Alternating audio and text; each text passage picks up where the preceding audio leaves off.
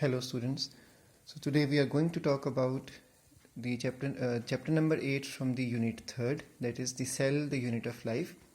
In this chapter we talk about the cell and the various components of cell. In your junior classes you have already learned about cell, the composition of cell, the organelles present inside the cell and the nucleus. So the same topic is going to be dealt but in more detail. So how do you define a cell basically? A cell is defined as the structural functional unit of the living being. So just like a wall is made up of bricks, so there are large number of bricks which are involved to form a wall. Then you need cementing material to join them all together.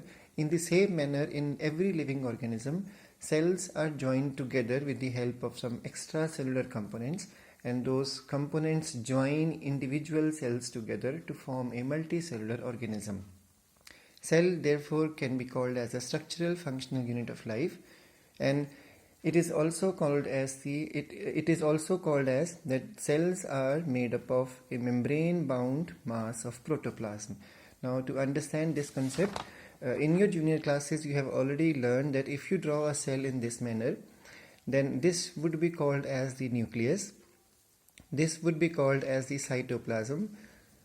So a cell is made up of nucleus and the cytoplasm, and when two things are called together, the term used in biology is protoplasm. So the first fluid, proto means the first, plasma means the fluid. So the fluid which is present in the first cells is called as the protoplasm, and a protoplasm bounded by a cell membrane. This, if you consider this as a cell membrane, then a protoplasm bound with a cell membrane is called as the protoplast.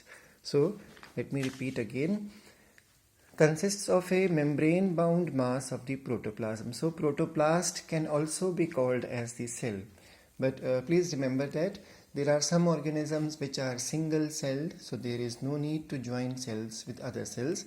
But majority of the organisms which we see around are macroscopic organisms, and all macroscopic, I'm not saying microscopic, all macroscopic organisms are multicellular in nature.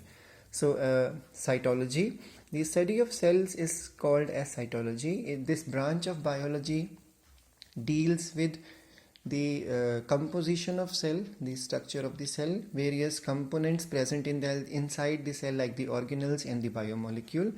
So it's a branch of science which deals with cytology. Logos means study, and cyto word is used for the cell. But in the modern time nowadays the term used is cell biology, because cell biology is a collective, it's an elaborate one.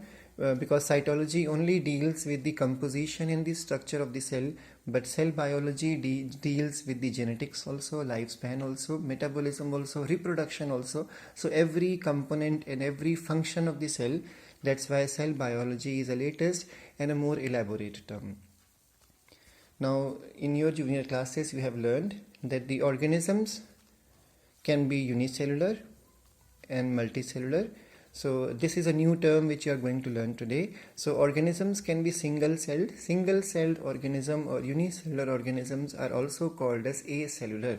Now acellular does not mean that they don't have a cell, but the point is that they cannot be broken down into individual cell. Reason, they are made up of only one cell. So all those organisms which are unicellular, they are also called as acellular cell.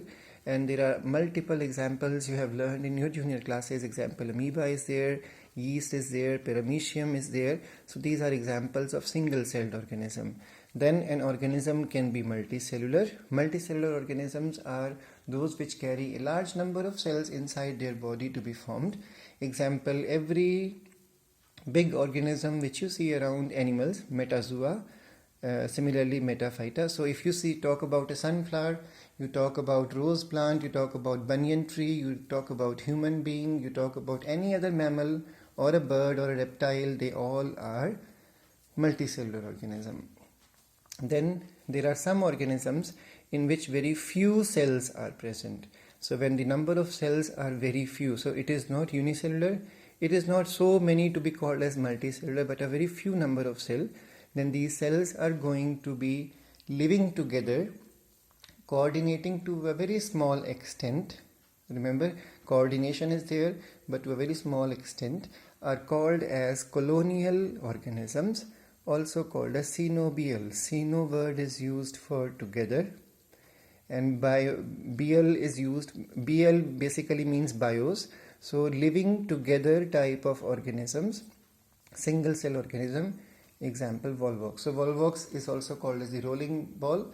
The reason, rolling algae or revolving algae, the reason is that it is made up of a large number of two flagella containing pear-shaped cells, and all these cells live together. So because they are living in the form of a colony, they are called as colonial organisms.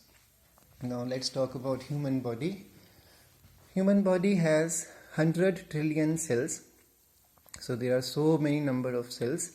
Remember, we all start as zygote. We all started our life as a single cell inside the mother's body, and slowly by mitotic division or cell division, the number has risen to 100 trillion cells. And are these all cells similar? Then answer would be no. Reason is, if you check the